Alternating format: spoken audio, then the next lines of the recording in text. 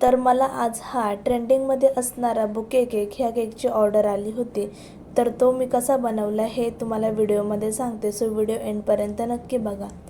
तर हा माझ्या रेग्युलर कस्टमरचाच केक होता. ते नेहमी माझ्याकडून ट्रफल फ्लेवरचेच केक ऑर्डर करतात, बट यावेळी त्यांना न्यूटेला हेझलनट फ्लेवर ट्राय करायचा होता. सो त्याच्यामुळे त्यांनी न्यूटेला हेझलनट ह्या फ्लेवरमध्ये हा केक ट्राय केलेला आहे.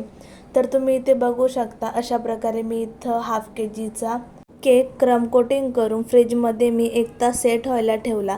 तो सेट झाल्यानंतर याला असं बाहेर काढून एक साईड कटिंग केली आणि तो हाफ KGवर बसणार नव्हता, म्हणून त्याला मी 1 KGचा बेस यूज केला.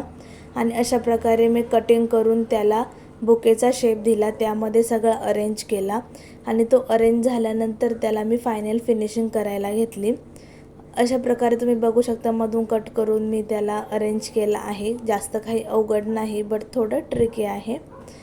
आणि अशा प्रकारे मी इथे परफेक्ट अरेंज केलं. त्यानंतर त्याला मी फायनल फिनिशिंग दिली आणि डिझाईन जास्त काही नव्हती, फक्त फ्लावर्स होते.